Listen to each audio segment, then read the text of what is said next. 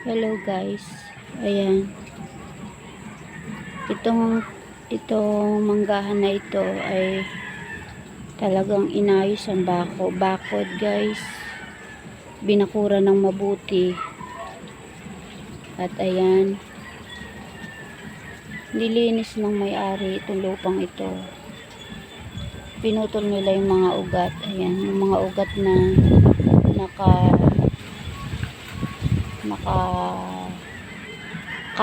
kalat dito sa puno ng mangga. Yung mga ugat na bumabalot sa puno ng mangga, nilinis nila ito guys ng may-ari dito.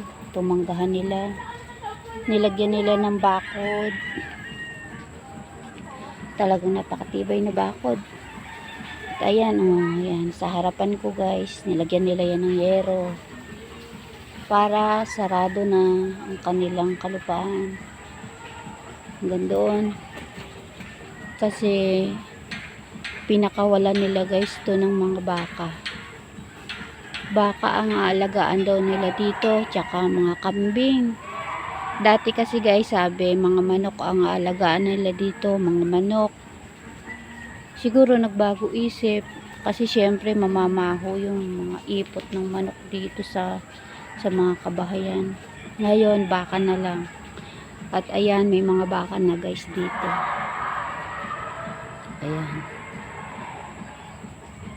Nandun sa malayo yung iba. Sabi, pati daw kambing ilalagay nila dito. Mga kambing alagaan nila dito guys. Buti na lang baka at kambing na lang yung alagaan nila. Kasi pag manok, sobrang mamamaho kami dito. Sisingaw ang amoy ng ipot ng manok kapag manok ang inalagaan nila. Kaya ayan, mga baka na lang. Ayan. Yung mga manok naman guys, dapat dito nila ilalagay, kaso hindi ba na lang nila doon na sa malayo. Malawak kasi itong lupain na to guys Doon sa malayo nila inilagay yung mga manukan, kasi pag dito malapit sa mga kabahayan, maamoy namin. Ayan. Ito guys yung puno ng mangga na natumba nung bagyo ni Christine. Ayan, natumba siya. Buti na lang guys, yung bahay namin ay napapaligiran ng mga puno. Ayan. Mga puno ng mangga. Panangga sa malakas na hangin kapag may bagyo.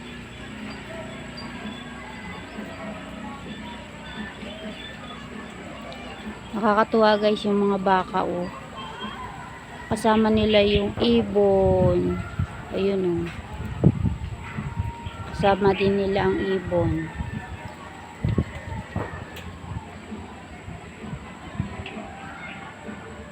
Ayan, ganda nilang pagmasdan guys. Pag wala na akong ginagawa, nandito lang ako lagi. Pinagmamasdan ko lang yung mga baka at saka puno at saka yan. Malakas ang hangin. Ayan nililipad-lipad yung mga ugat na pinutol. Ayan guys, yung binidyo ko noon sa unang video ko, yung mga ugat na hindi namamatay. Yan, pinutol na guys yan. Wala na yung ugat na nakadikit sa lupa. Pero hindi pa rin yan namamatay. Nabubuhay pa rin ang nabubuhay. Hahaba lang yan ang hahaba. Tapos, didikit na naman sila sa lupa. Mabubuhay na naman sila. Parang walang kamatayan guys to kahit putulin. Kahit wala na yung mga ugat nilang dumi nakadikit sa lupa. Dapat nga mamamatay na yan pag pinutol kasi wala nang ugat na nakadikit sa lupa. Pero hindi sila namamatay guys. Mahaba pa rin sila, nabubuhay. Ayan. Yan, maganda namang tingnan Pinapanood-nood ko lang sila dito habang nakatambay ako dito. Thank you guys. Thank you for watching. Thank you po sa patuloy na pag-support nyo sa Boyet M channel. Tapos puso po ako nagpapasalamat. God bless and happy day!